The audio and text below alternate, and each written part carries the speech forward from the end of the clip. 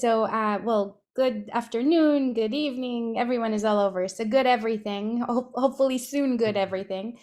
It's always a pleasure to be learning together, especially right now. It's nice to be together as part of Fozman here at Drisha. Today's class is Death, Love, and Life in the Thought of Franz Rosenzweig with Rabbi Zachary Truboff. I think everyone here has already been here. Joshua, I'm sending you an invitation to become a panelist. If you'd like to be able to participate in class, perfect. Just a reminder to stay muted when you're not actively speaking. Of course, feel free to unmute when you would like to participate. You can also participate through the chat here on Zoom or as a comment on Facebook. And with that, I'll turn this to you, Rabbi Truboff. Thank you so much, Evie. So this is our second class on death, love, and life in the thought of Franz Rosenzweig.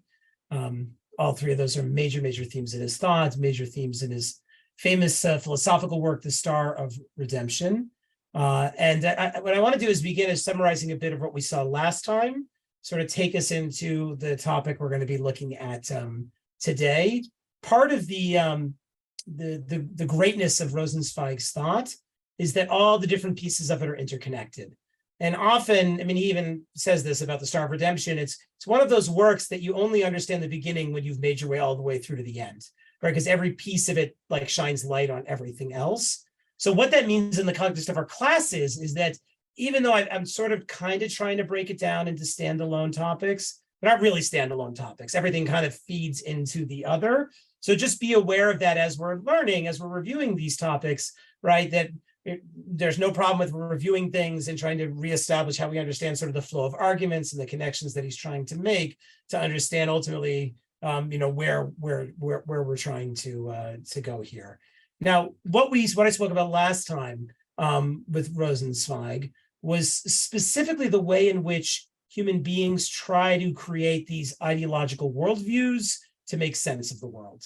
And when we create those ideological worldviews, they serve a really important purpose because they give us a sense of stability, a sense of certainty, a sense that everything that we might encounter in the world can be put in its appropriate place, right? That's what an ideological worldview does best. Right? I think I mentioned last week, right? The whole point of having an ideological worldview is that when you encounter things that are scary or difficult or unexplainable, your ideological worldview tells you exactly what to do with them. You know exactly what box they're supposed to be put in to make sense of them so you don't have to feel bad. You don't have to feel scared at all, right? It helps explain things for you.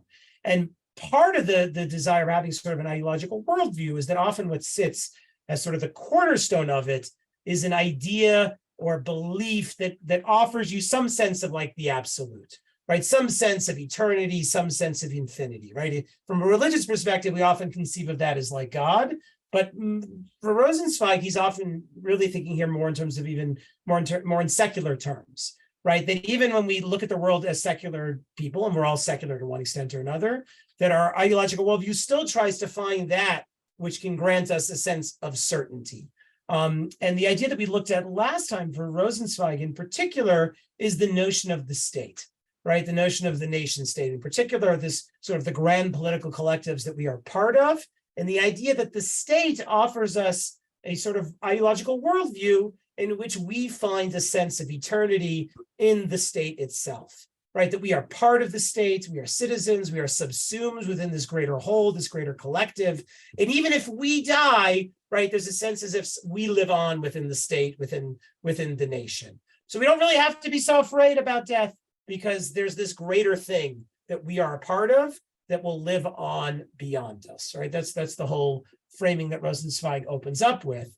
But what Rosenzweig fundamentally notes, which we spent a lot of time talking about, is that in the face of death, those ideological worldviews that we try to construct for ourselves, those absolute ideas or values that try to grant us a sense of eternity, of infinity, all tend to sort of fade, right? They all tend to sort of collapse. And that's in large part, Rosenzweig explains, because when we face death, we realize that even if like on some level part of us kind of lives on as an idea, that the fullness of who we are, right? The body, the soul, the person, the history, the personality, the intellect, right? That doesn't. And we realized that those worldviews that we held on to that we thought gave us total meaning really kind of pale in comparison to this fundamental unique existence that we have, that each one of us has as singular human beings. And when we confront that we are singular, unique, and that all these values, ideas, worldviews that we have kind of can't really hold on to that in the face of death, then that's a hard moment for us, right? That's a moment in which we realize, to a certain extent, the depth of who we are in our existence, but also sort of asking ourselves, like, what do we do next, right? What do we do when to realize that we want to live in our unique singular existence also means that those ideological worldviews we built come crashing down like a house of cards, right? Rosenzweig says this. He says, whatever systems we're going to create to make sense of the world, science, politics, whatever frameworks we're using, the individual, the unique singular individual, is always that piece that doesn't quite fit, right? We try to build these systems so that they'll fit and that the individual will be subsumed within it, but it always happens that the individual is that piece that doesn't quite fit. You all know this, right? Whatever structure that you're a part of that is supposed to give you a sense of wholeness and meaning, right? Your spouse, your family, your shul, your community, your political party, your whatever it is that you're a part of that's like giving you a sense of meaning, at some point you realize you don't quite fit. And it can't really quite offer you this sort of perfect wholeness that you might have hoped and dreamed about. Right. So this is where we're going to pick up today, which is recognizing our singular existence, right? That we are fundamentally unique and that means we don't ever quite fit in. And like, what are the implications of that? And what do we do with that? And I'll explain quite a bit more what that actually means. Let me just load up the what's it called? Hold on. Our slides. Okay. So to sort of get at this, like, what does it mean to be human for Rosenzweig? And we'll also see how this is deeply influenced by Jewish rabbinic sources as well, right? He has this very interesting notion that he develops that human beings are all kind of schizophrenic, that we're all kind of caught within a sort of dualism between what Rosenzweig calls the personality and the self. And I'll explain what each of these mean, and then we'll slowly work through Rosenzweig where that actually goes. Personality and the self reflect these two different dimensions of who we are as human beings. The personality is sort of we'll read it in Rosenzweig, and then I'll help develop it for you. So here's what he says in the Star of Redemption. He says, "What is this true being of man?" Right, and in this case, he is noting something unique about human beings, which I keep mentioning, which is this idea that human beings never seem to fit into whatever structure we try to put them into. Here's what Rosenzweig says. He says, you can try to define and dissect exactly what a human being is, right? Biologically, philosophically, you can try to come down and say, this is what a human being is. But no matter how many times you do that, no matter how many times psychology or science or economics or physics claims they can define exactly what a human being is, it always runs into a problem. And here's what's the problem. It says, what is this true being of man? He is not when knowledge comes to a stop, but before it begins. And it is only because he is before knowledge that it happens that he is after, and that he shouts his victorious cry, I am still here to all knowledge. Now, what Rosenzweig is trying to say here, and it gets always poetic language with Rosenzweig, is that we, with knowledge, with our systems, our ways of trying to understand the world, always try to fully define and capture human beings. But the truth is, human beings always exceed whatever category, whatever box we want to put them into, right? Essentially, what the human being is always going to do is you're going to try to define them as X, and the human being is going to say, I'm not really that. I am still here, right? No matter what type of knowledge you try to impose upon me to say I am this, there's always a part of me that's going to say I am more than that. He continues, he says, however completely it may imagine that it has put him into the vessels of its universal validity and its necessity. No matter how much knowledge, science, politics says, we're going to put you in the box, there's always going to be a part about the human being that says, I don't quite fit in. His essence is precisely that he does not let himself be put into a bottle or a box of any kind or a category, that he is always still there, that in his particularity, he always says what he thinks of the universal's pretensions to domination, right? The world wants to impose certain categories on us, certain identities onto us, right? You are a man. You are a woman. You are from here. You're a Jew. You're a Christian. You're white. You're black, right? Pick whatever you want, right? You're a doctor. You're a lawyer. You're a teacher, whatever it is, right? What we keep finding when it comes to human beings is that those sort of categorical descriptions never fully can capture who we are, that we always exceed them in one way or another.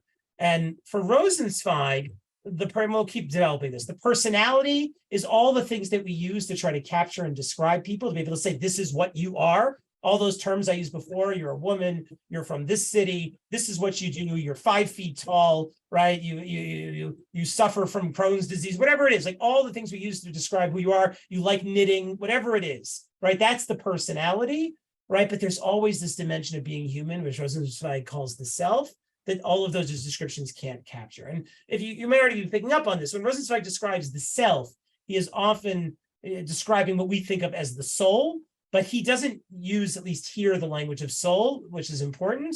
So for our purposes, we're going to use the language of self, that there's this element to who we are that exceeds however we may want to define ourselves or how we may want to define others. And this is a repeated theme throughout Rosenzweig's writings, that there's always an element to being human, that no matter what you try to do, like exceeds, right? So I'll give you another example of this. This is from the second source on the screen here, from the Urzel to the Star of Redemption. It's basically like a long letter he writes to a friend that develops a lot of the core themes that will become the Star of Redemption. I'll just read here from the middle of the paragraph. Or he opens the paragraph by noting that we try to use knowledge in a way that grasps everything, provides all the answers, right? Can tell you exactly what's going on with a person, who they are, what's going on, what the reality is. But even after you do all of that, even after knowledge tries to digest the human being, what you discover is the human being is still there, right? There's still parts of them that exceeds that.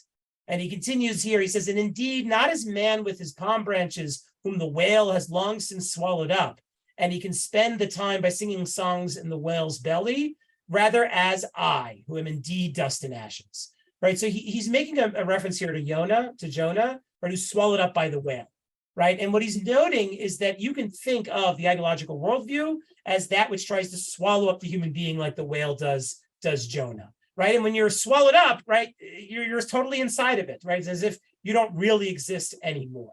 And Rosenzweig is contrasting that with a different biblical verse, right? Anochi afar ve'efer, I who am indeed dust and ashes, which is the statement that Avraham makes when he argues with God, when God tells him he's going to destroy Sodom and Gomorrah. Avram says, no, right? I want you not just to save the righteous, I want you to save the wicked. If there's 50 righteous, if there's 40 righteous. And every time Avram is arguing with God, he also says to God, to himself, it's not exactly clear, Anochi afar ve'efer, I am nothing but dust and ashes.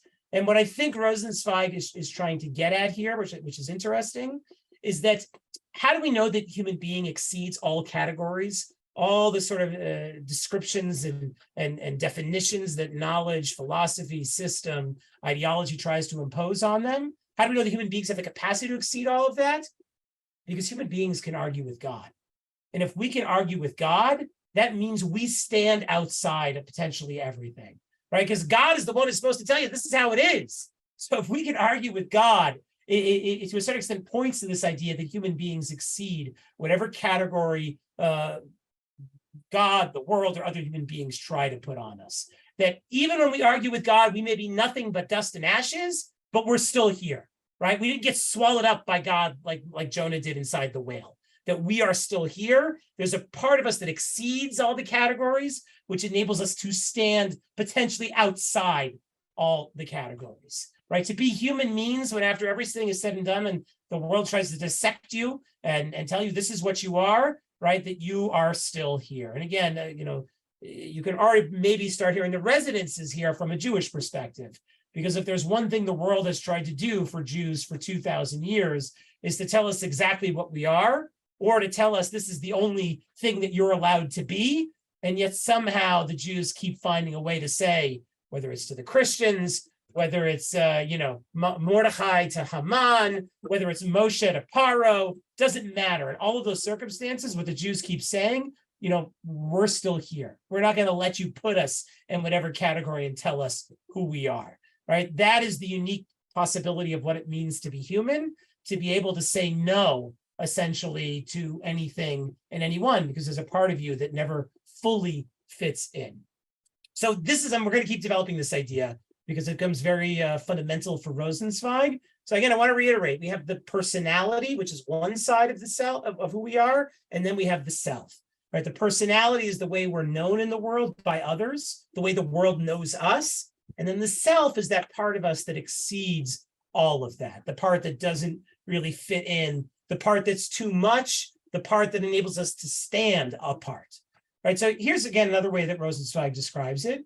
He says the self, right, the part of us that exceeds all categories, is simply closed in itself. It owes this to its rootedness in the character. If it was rooted in the individuality, so if the defiance had thrown itself on the particularity of man facing others on his indivisible participation in the universal humanity, it is not the self. The self closed in itself and not looking outside itself that would have sprung up at the personality. So again, I know that all probably sounds a little bit like gibberish, but here's what Rosenzweig is saying. He's saying when we are personality, we participate in what he calls the universal. It's a Hegelian term, but what it means is sort of the language and categories we use to understand the world as a whole, right? Like that's what it means to be a personality, right? The self, though, is somehow separate from all of that, right? It's cut off from all of that, right? It's non-relational in a sense, whereas the personality is the aspect of us that relates to everything and everybody around us. Rosenzweig continues, as the origin of the name already indicates, the personality is man. He who plays the role assigned to him by fate, one role besides others, a voice in the polyphonic symphony of humanity, which is another way of saying that the personality is the way we relate to the world and to others. It's the way we're known by the world and by others, and the way that we can understand others and the world. But again, we call that language, you can call it science, we can call it religion, but it's all those ways in which we make sense of things. That is the way personality manifests in those contexts. It is really a highest good of the children of earth, one for each of them. The self, however, is this part of us that isn't part of all those networks of meaning, of language, of science, of religion. It somehow exceeds all of that. The self has no relation with the children of men, meaning it's non-relational, always one with man alone. It's the part of you that makes you feel cut off from everything else. With the self, precisely, the personality is always one among others. Personality makes you like other people, right? The personality is like, I'm a man, right? So personality means that like, I am part of this group of men, and people can relate to me because they understand what a man is. I'm using gender here, not because gender is always rigidly defines us, but oftentimes because gender, we know in today's world, is exactly that category, which may not be as rigid as we thought it'd be. That there are aspects of ourselves that never quite fit into the gender categories that the world wants to put us into, right? The personality is always one among others. It is compared, right? It is what makes you comparable to other things. The self is not compared. It is incomparable, right? The self is that part of you that exceeds everything. The self is that part of you that is singular. The self is that part of you that makes you unlike anybody else, right? One of the things that we start to realize as we get to know people, as we start to love people, right, is that love makes us realize that the people we love are unlike everybody else, right? There's something about them. We can't always put our finger on it, but there's something about them that just makes them unique, that just makes them special, right? We can come up with a list of reasons why we love somebody, but I think we all know that if I give you a list of reasons why I love my wife, it's not going to make you fall in love with her, right? Love is about a recognition that there is something unique and singular about this person that I see and draws me to them. If I give you a list of her personality traits, all these things that describe her and capture her, right, you're still going to miss that sublime, unique, exceptional dimension of who she is. What Rosenzweig again calls here the self. Many statements about the personality are possible. As single statements, they follow the diagram of B equals A, where all the statements of the world and its parts are prefigured. For the self, there are no derivative statements, only one original statement, B equals B. So let me understand again what Rosenzweig is saying here. He's using symbolic notation to make a point that we all know, but he's just doing it mathematically, right? If I want to define who I am, I want to explain to you my personality, so to speak, right? I take the B That's like the Zach for a moment, we'll call it. And we get to A. A is all the possibilities of A are all the ways you would describe who I am, right? A could be that I am man. I'm a man. A could be that I was born in Boston. A could be that I grew up in Sharon, Massachusetts. A could be that I'm a rabbi. A could be that I'm 5'11". A could be that I used to like comic books when I was a kid, right? All the ways you would come to know who I am, right? In concrete terms, descriptive terms, all of those characteristics are what we call personality. They're what define you to others, that make you relatable to others. However, there is always this dimension of who you are that he calls here B equals B, right? Because A's, everybody in the world is made up of a bunch of A's, right? A whole list, a giant long list of A's. And so we can kind of compare and contrast and put everybody into their proper categories that way. But when it comes to the self, this further dimension of who we are, right? It is B equals B, because it's not relatable to anything else. You can't compare it to anything else. I can't give you a list of A's to compare and contrast it to or anything like that. It is one of a kind. That's what B equals B means here, is that there's a part of us that is one of a kind, non-relational, that makes a person unique. Now, this again, it may sound abstract, it may sound philosophical, but this is Rosenzweig's long-winded way of getting us to realize something fundamentally important, is that most of our lives, we live the world purely through the lens of what he calls here personality, of grasping people through their definitive characteristics, right? Their positive determinations, like this is what you are, and I can give you a long list of things, right? What Rosenzweig is trying to sensitize us to is the reality that there is a dimension of human beings that always exceeds that. Now, what's really important for us here, and for me in particular, is that this B equals B, the self, the part that exceeds all categories, he doesn't mean this per se as a mystical or even spiritual idea. He means this as a fundamental fact of human existence, like an empirical reality. Right. And this, I think, is what's so important for us as we understand Rosenzweig. Part of what makes Rosenzweig so powerful is that he is taking religious ideas and not just leaving them at the level of theory, or not just leaving them at the level of like, I believe this, but I have no proof for this. For Rosenzweig, the Star of Redemption is an attempt to show in many ways how fundamental religious ideas are actually made real. And if you want to believe that human beings have a soul or are created in the image of God, or have this part of them that exceeds, like, all the categories we want to put on them, we don't just believe that in a sense because the Torah says it, even though it does, and we'll see that, but because actually in our experience of human beings, we encounter that over and over and over again. So let me try to again unpack a little bit of what that means. For Rosenzweig, and he says this explicitly, right? The dimension of the self, right? That part of us that exceeds all categories, that makes us singular and unique and special and exceptional, is the part of us that is in the image of God, that is like God, right? And this is, I think, very, very interesting for us, because it is also the part of us, as I keep saying, if the part of us that doesn't fit in the box is also the part of us that enables us to say no to the world, right? And to authority, to power, to language, to religion, to politics, that wants to impose all sorts of meanings on us, right? The fact that we are created in the image of God enables us to say no to all those things. Just like Abraham was able to argue with God at Sodom and Gomorrah, just like Moshe was able to argue with God at Har Sinai when God wanted to destroy the Jewish people after the golden calf. That to be in the image of God is to be able to stand apart from the world, to be able to say no to everything. And there's something very powerful and profound about that for Rosenzweig, because it becomes the very source of human freedom. If humans are truly free, it is only because we don't ever fully fit into whatever box, as I keep saying, that God and the world wants to put us into. And that's what Rosenzweig says here. He says, what does free will? What does free will decide for itself? Its own character. So free will becomes the will of defiance. And the defiance of the will is condensed with character in the configuration of the self, right? Free will is basically the ability to say no, right? To say, every time the world wants to impose meaning and say, you are this, free will is the ability to say, no, I am not. Right, symbolized in the equation B equals B, again, that sort of self-relation.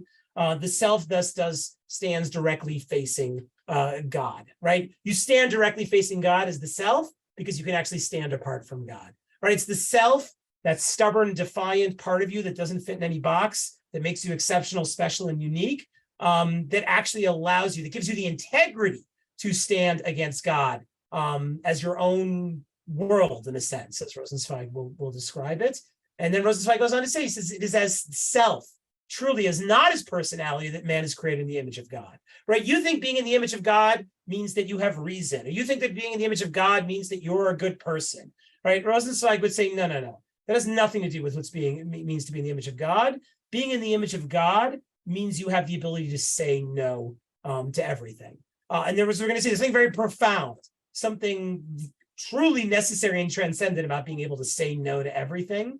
Rosenzweig continues, he says, in contrast to the world, Adam is really exactly like God. Adam in terms of creation. Adam is said to be created in the image of God.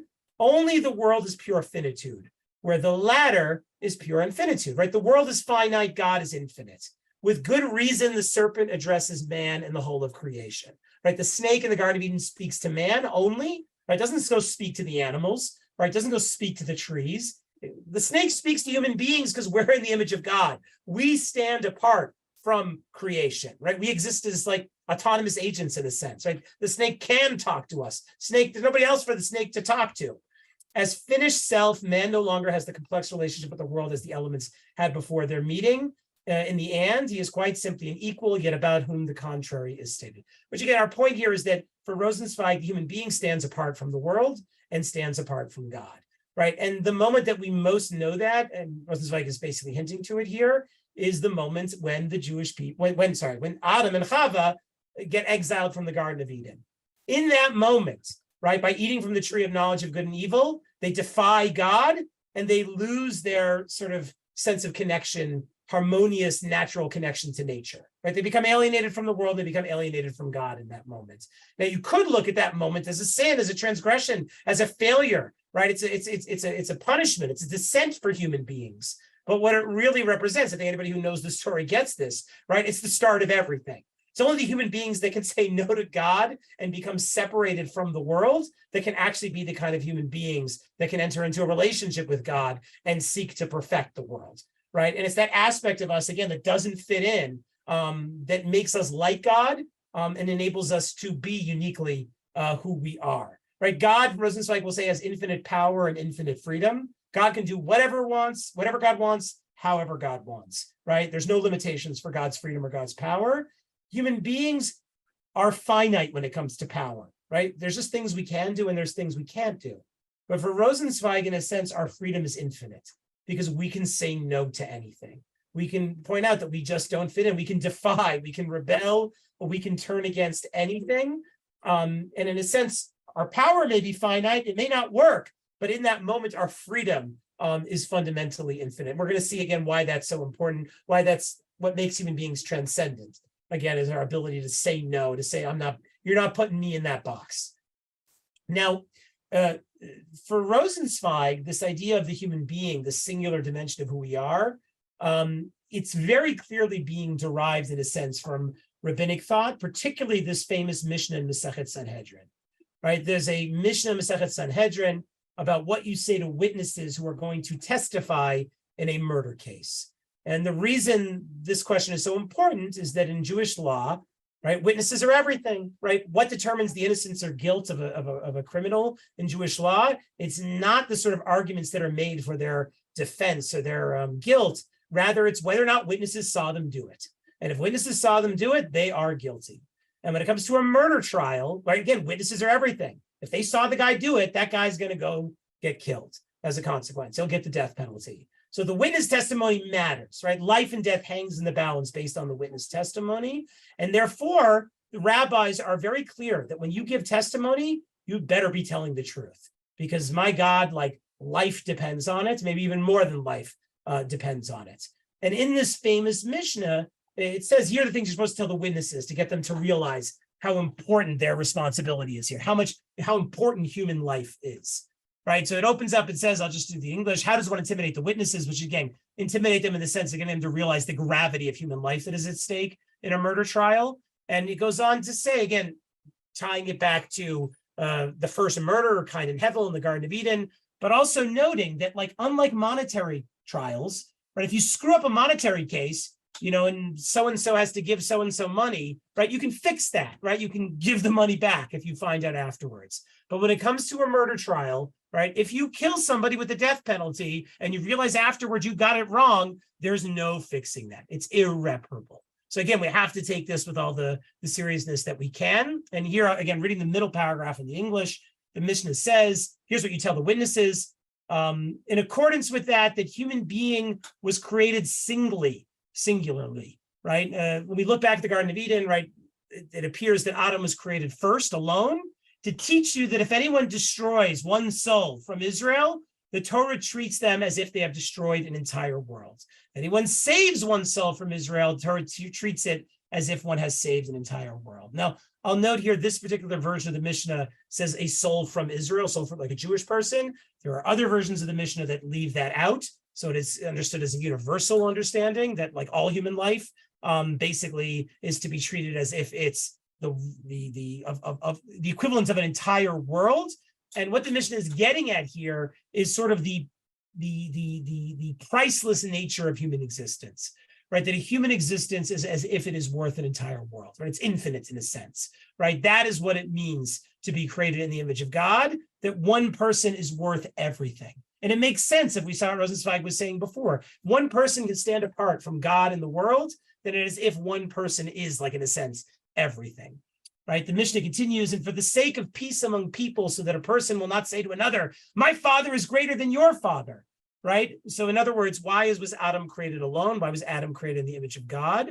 To teach you that all human beings are descended from that one person, right? All human beings are in the image of God, and therefore all human beings are equal, right? So the first principle of being created in the image of God is that every human being is priceless, every human being is infinite in a sense, right? The second principle of being created in the image of God is that every human being is equal, right? This is what we learn from sort of the fundamental principles here of being created in the image of God. And so the heretics will not say there are multiple powers in heaven, right?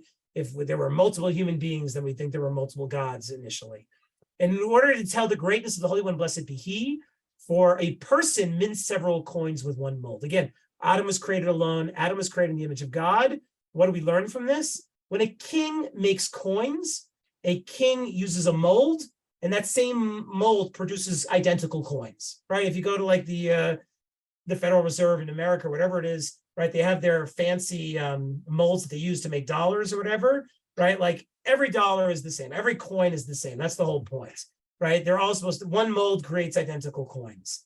However, when it comes to God and being created in the image of God, right? That mold does not create identical human beings, right? That mold creates human beings, as it goes on to say here. Each person in the mold of the first person, each person is like Adam Arishon in the image of God, yet there is not one who resembles another. Every human being is different, right? In accordance with that, each and every person is obligated to say, for me, the world created. So the reason I wanted to bring this, I know I went through this a little bit quickly, is that this Mishnah expresses the fundamental principles that Rosenzweig is trying to get at philosophically, that every human life is a singularity.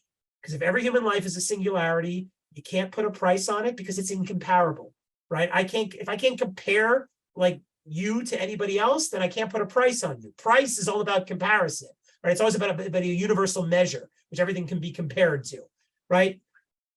If you are created in the image of God, that means everybody who is created in the image of God is in a sense equal, right? Because everybody is uniquely singular. Right? Like I can't say you're worth, if you're singular and you're singular and you're singular, then in a sense, you're also all equal.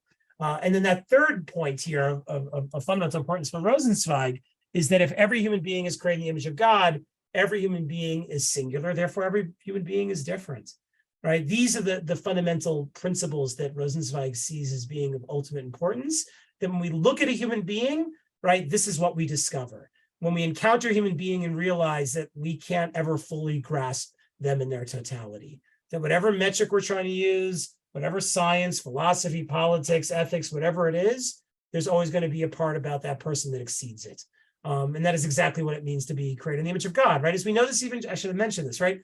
All the language, all the attributes in the world we use to describe God, they can't ever describe God fully, right? Or as Moses himself discovers, he can see God's back, but he can't see God's face, right? There's always an aspect that exceeds. no matter how hard we want to try, like there's always pieces that we don't fully grasp. That's true about God, and that's true about human beings that are created in the image of God.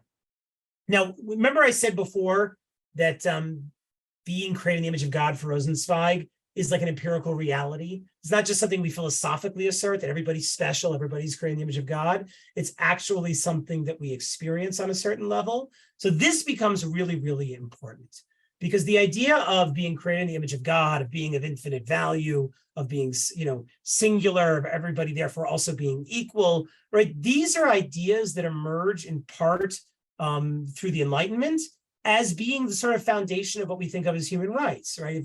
If you're familiar with the, I think it's the Declaration of Independence, isn't it? Or is it the Constitution, right?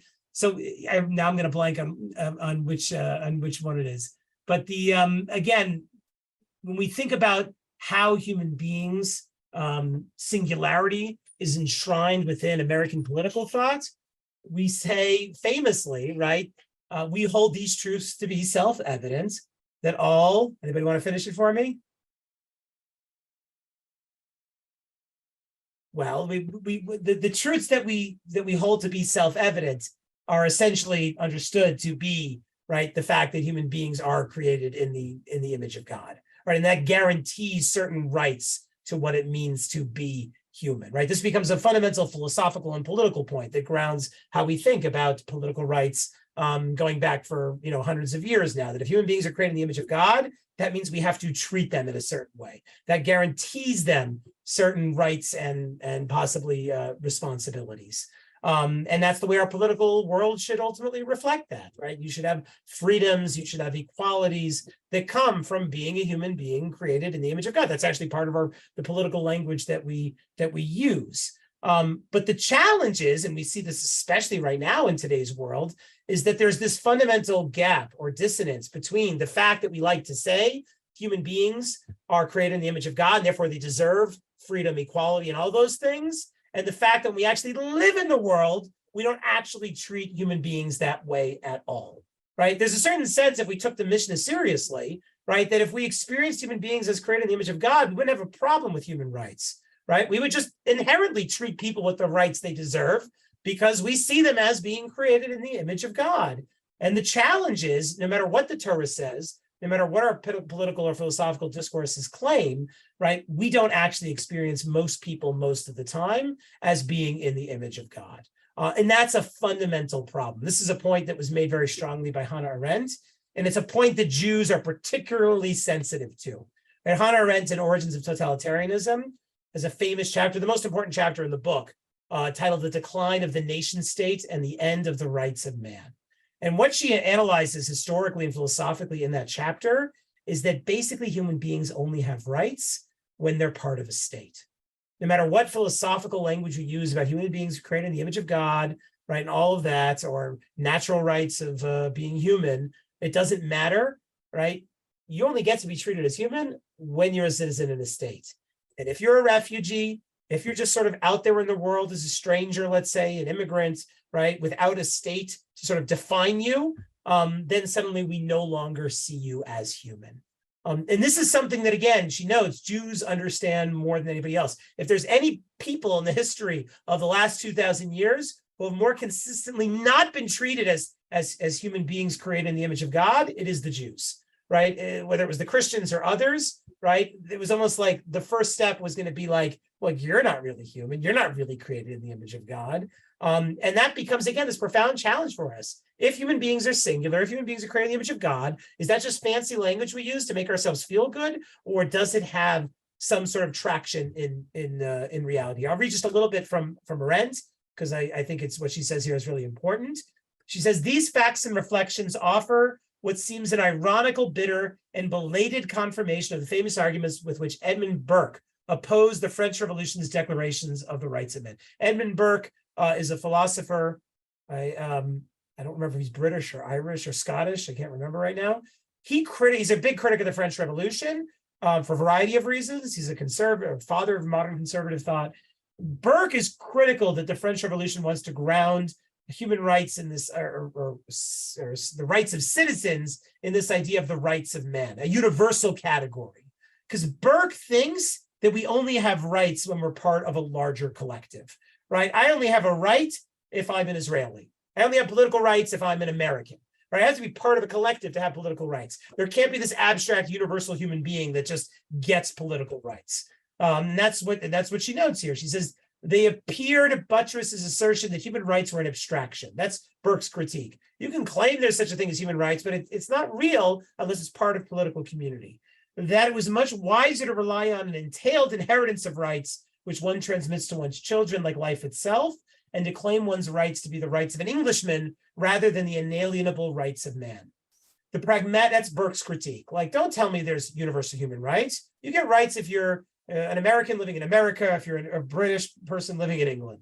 The pragmatic soundness of Burke's concept seems to be beyond doubt in light of our manifold experiences. Not only did loss of national rights in all instances entail the loss of human rights, the restoration of human rights, as the recent example of the state of Israel proves, has been achieved so far only through the restoration or the establishment of national rights. If you want to be treated as a human being, then you need to be part of a nation state. That's Arendt's whole point here, right? You only get it as being part of a collective. You don't get it if you're just like out there in the world alone.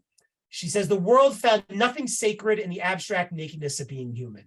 Right? And this is the major critique here, right? And in view of objective political conditions, it is hard to say how the concepts of man upon which human rights are based, that he's created in the image of God in the American formula, or that he's the representative of mankind, or that he harbors within himself the sacred demands of natural law in the French formula, could have helped to find a solution to the problem.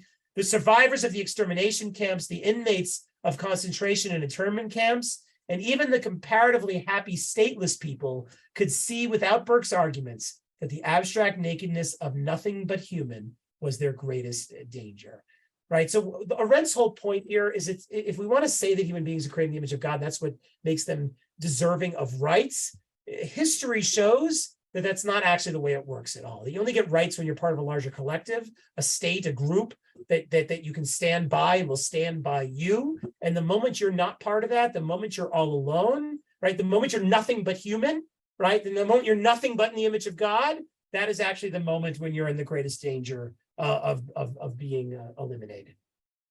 Now, for our purposes, what I want to again develop here then is if we are supposed to be in the image of God, is that in a reality we can actually encounter in the other? And what does that mean?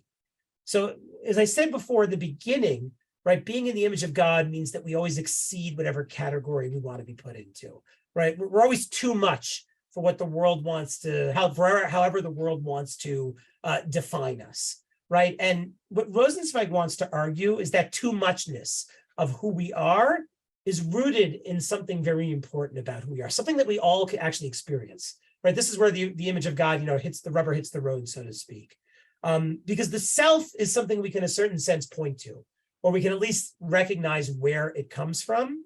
And Rosenzweig goes on to describe here is where does the self come from? Where does this part of us that like defies all categories, that says no to God and to the world, right? So here's what he says. He says the birth date of the self is a different one from that of the personality, right? For the self and the character each have their own date of birth. One day they are there, right? The personality, he's going to say here, is born the moment you're born in this world, right? When I was born, my parents are on the line here, so I'll say this, right? They gave me a name. I was born in a place. I had parents. I was given a gender, right? Like that's the personality. It was there the moment I came into the world. But where does the self come from? Is the self born the day I'm born, or does the self emerge at some point down the line? And Rosenzweig's argument is the self, right? The image of God actually only emerges as we sort of get a little bit older. He says, the self invests man one day like a soldier in arms and takes possession of all the goods in his house, right? The self sort of takes you over at one particular point. Up to this day, there's always a definite day, even if man no longer remembers it, man is a piece of the world, right? As long as your personality, you can be defined by the world, you're a part of the world. Think of like Adam and Chava in the Garden of Eden, right? But a moment the self comes and you get kicked out of Eden. Right, you no longer have a natural and harmonious relationship with the world. And we know the moment that happened for Adam and Chava is when they ate from the tree, right? That was the moment of transgression, that moment of defiance, right? The self is the lonely man in the hardest sense of the word. The political animal is the personality, right? So the self is born in that moment when you sort of break off from the world. Now, what Rosenzweig goes on to argue is where does that moment come for us as human beings? Well, he says, if we read in the second paragraph here, which day is it, right? He says it is the same as the one where the personality of the individual dies to enter into the death of the genus. It is precisely this moment that allows the self to be born. The self, the daemon, not in the sense of Goethe's Orphic stanza. I know there's a lot of terms here you're not going to necessarily know, but I'll explain it. Where the world designates precisely the personality, but in the sense of Heraclitus' words, the daemon of man is his ethos. Rosenzweig's making a lot of references to Greek thought here. The daemon is a Greek idea. Heraclitus is a pre-Socratic Greek philosopher. Goethe is a German philosopher. Let's ignore all of that for the moment. Rosenzweig's going to say it pretty clearly here. When is the self born? He says there's a moment which surprises man for the first time in the mask of Eros. And from then on accompanies him throughout his life up until that moment where he removes its mask and reveals itself to him as Thanatos. Right? For Rosenzweig, the day of the self is the day when we are sort of awakened to the reality that we are separate from everything else. Right? And he says it reveals itself in Eros, in desire, and in love. Right? And it continues all the way till death, right? When you wake up to, and what he seems to be referring to here is like sexual maturity, right? Which is when you can really fall in love and have desire, right? It is love and desire that basically causes us to kind of like break off from the world, right? Because love and desire is exactly that, which makes us never quite feel at home in the world, which makes us never quite feel like we can exactly fit in, that we desire things for reasons we don't fully understand, and that we love others in a way that is often disruptive to our lives rather than making them whole, right? The fantasy of love is it makes your life like everything fit together perfectly, all right? But the truth is that love actually fundamentally ruptures and disrupts your life. When you fall in love, your life is never the same again, right? Because now you're suddenly attached to this other person and everything changes. So for Rosenzweig, the self is this dimension of us that exceeds who we are, our desires, and our love that can essentially transform us and separate us from everything. What Rosenzweig is often alluding to are also psychoanalytic ideas in the sense that the self is like our unconscious. It's the part of us that exceeds who we are, that makes us do things that we can't understand, that makes us drawn to people for reasons we don't fully know why. And yet, like somehow it keeps compelling us. It keeps pushing us. It keeps driving us, right? Again, you know this. I mean, drive is a good word, right? Freud uses drive. It becomes a very important word. People are driven to act in ways that we can't fully understand, that seems to almost put them at odds with everything around them, yet somehow they keep pushing. They keep going, right? They sort of lift themselves up by like their own power in a way that doesn't quite make sense, that like separates them from everything else in the world, right? Rosenzweig goes on to describe the self as a metaethical self because it kind of takes you beyond good and evil, right? It's the part of you that just pushes you beyond everything, right? When Adam and Chava sin, it takes them out of Garden of Eden and into the world. Right. And what it shows is human beings have the capacity to sort of take themselves beyond whatever God even says is the way things are ultimately supposed to be. So again, I know this is abstract.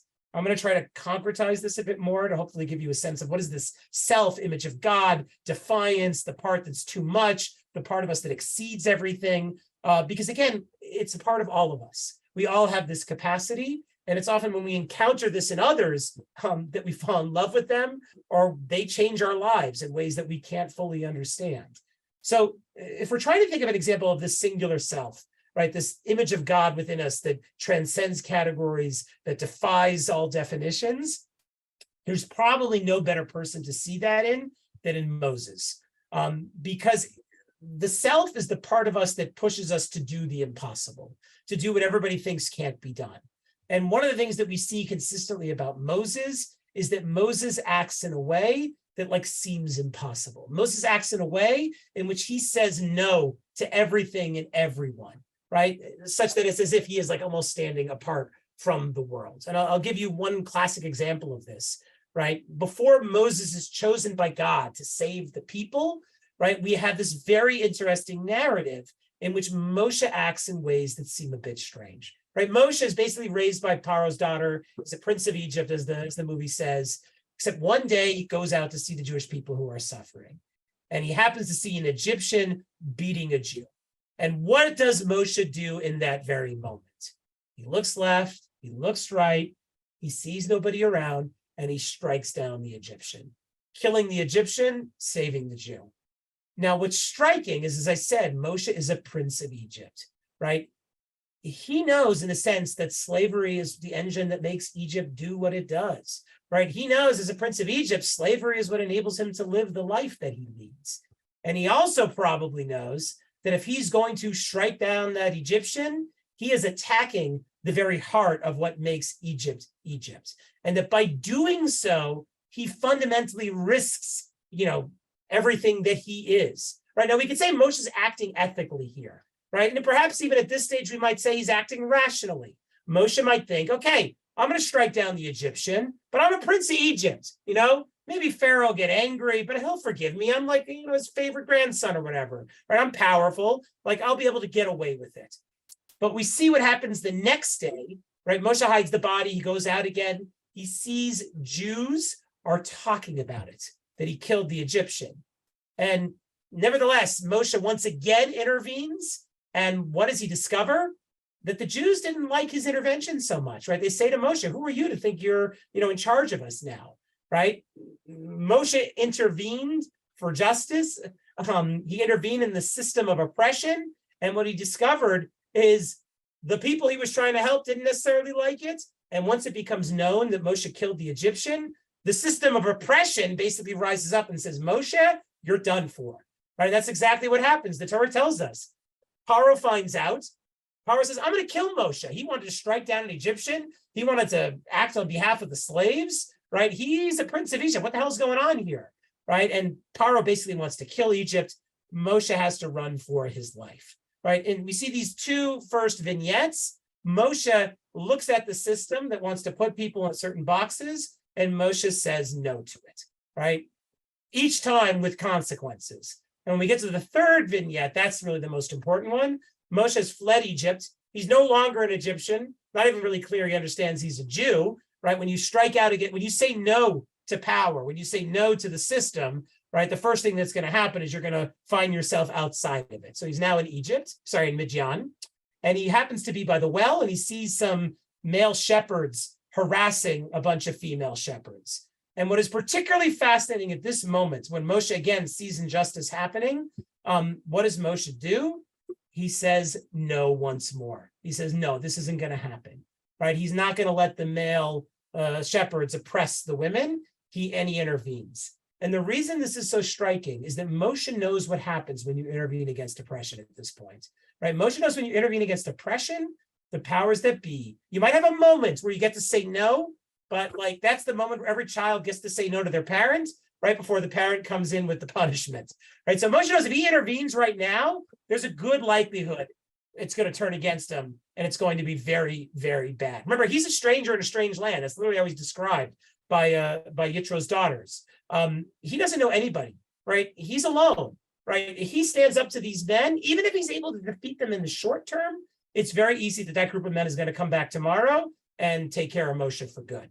Right. So Moshe keeps seemingly doing the impossible again and again and again. He keeps intervening and saying, no, this isn't the way it's supposed to be. This isn't the way it's supposed to work.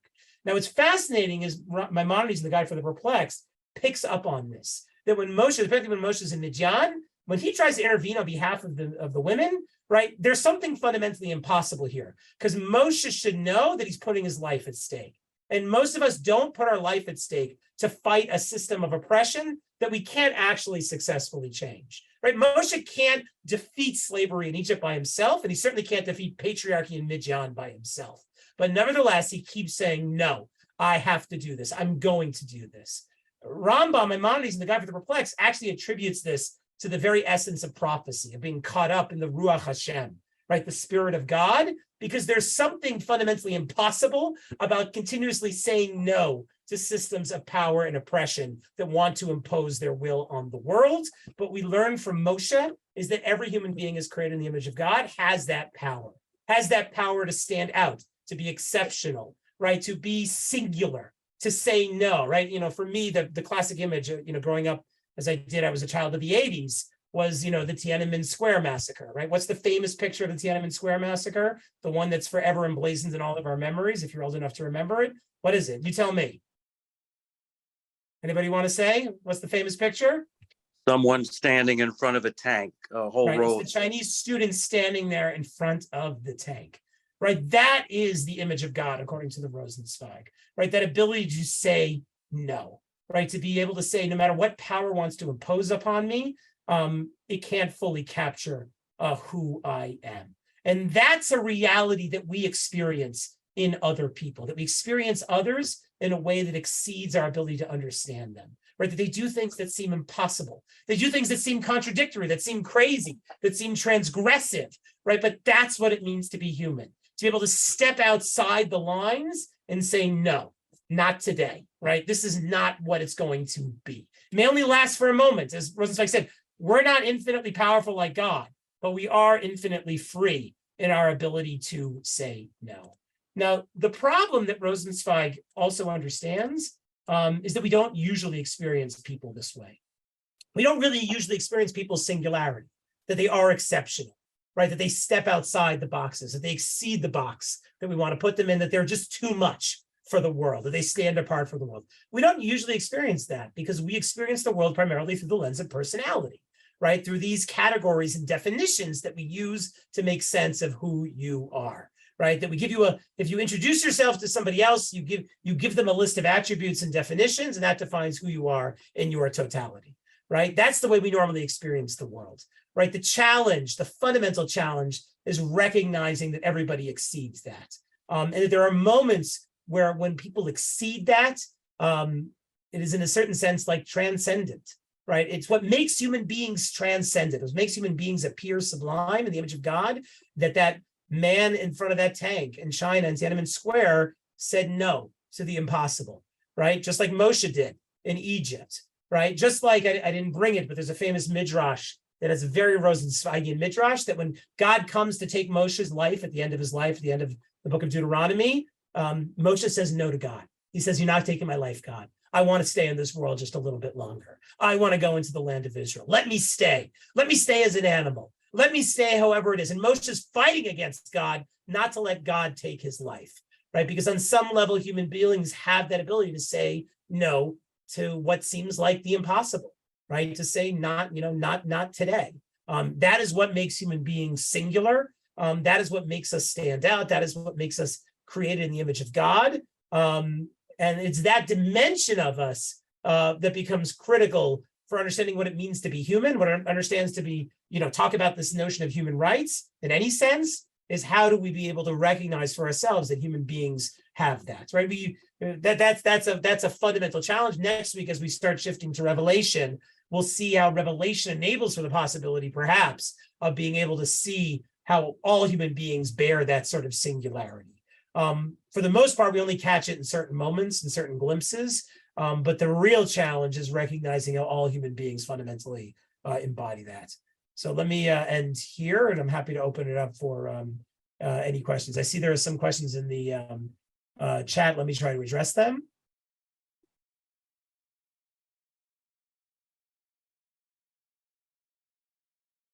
So I think it's Miriam here raises the question with Arendt, right? So the question is, if you are outside of a political community, if you are just human, like that leads you to not being treated as human at all, right? And the question is, where does that come from? Which is a much more complicated conversation. I see, Miriam, you mentioned here about tribalism. So it is in a sense true, tribalism, but it has to do with the fact that we can't relate to human beings when they're just human. We need certain characteristics, definitions, categories to be able to relate to them as human beings, right? It's not that I can't relate to let's say to the refugee because they're different from me, right? Because I can also relate to a Frenchman or an Englishman, right? Even if I'm Israeli or American, right? If you have a national identity, I can relate to you. The problem that Arendt is describing is that refugees are essentially without that sort of national identity, without being able to relate to them at all. They're just human. And that makes them, I would say in psychoanalytic terms, uncanny, right? There's something about them that is like us, but also not like us. And that's what really gets under our skin. That's what makes, sort of the bare human as being so different for us. That's what makes them other in a sense, right? Like I can get along with other nationalities who come from other political communities. It doesn't mean I automatically have to have an antagonistic relationship to them, but the immigrant or the refugee who has no national identity, it's like, I don't know what to do with them. And that means they get under our skin. What's the difference between prophecy and insanity? Success, the observer effect? So that's a good question, because for Rosenzweig, this dimension of the image of God, of being human, on a certain level can be called insane, because it means stepping out of rationality. Right? Rationality assumes that you do things that are explicable towards certain clear goals, right? I have goals, I take actions that move me towards those goals, right? That's what we call being like reasonable, like having intentions, right? Instrumental rationality, right? To a certain extent, being human means stepping out of rationality, stepping out of reason, being able to say no to, again, what reason tells us is possible and what is impossible.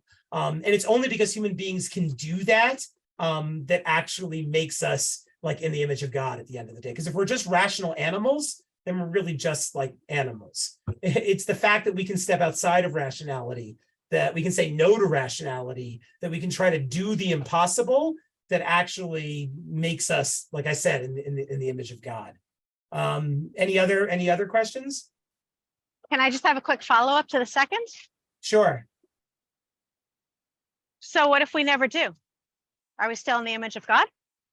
If we never do, so that's the good question, right? So on a certain level, what Rosenzweig notes, we didn't have time to really develop this, is that in the ancient world, the only people that were seen as the image of God was like the hero, right? The hero, the king, the heroic figure was that individual who stands out in their ability to say, like, to do the impossible, to stand out against culture or the gods or something like that, right? The hero is the one who does that, which meant that in the ancient world, only certain people were considered as like in the image of God, right? The revolution of the Torah is to say that applies to all human beings, that all human beings reflect that ability to sort of like say no to whatever categories and definitions the world imposes on us. So Rosenzweig's argument is that that is a fundamental dimension of being human. It's often one that we miss, and on a variety of levels. What I will say is that what makes the Jews Jews is that we reflect that image of God in the way that we, as I was hinting to before, say no to the fact that the world wants to impose certain categories on us, that the world wants us to act and be in certain ways, that history moves forward, and yet the Jews somehow find a way to stand still, that the Jews continue to say no and continue to hold on to their covenant with God, say no to the world and hold on to their covenant with God, even when that seems like it's impossible. So for Rosenzweig, the Jews as a collective reflect this idea of the image of God in their almost irrational, persistent fidelity to being in a relationship with God, when by doing so, they effectively have to say no to the rest of the world. And it's not easy to say no to the rest of the world. I think I live in Israel right now, that I'm very sensitive to that. But there's something about being a Jew that puts us in that position of the impossible.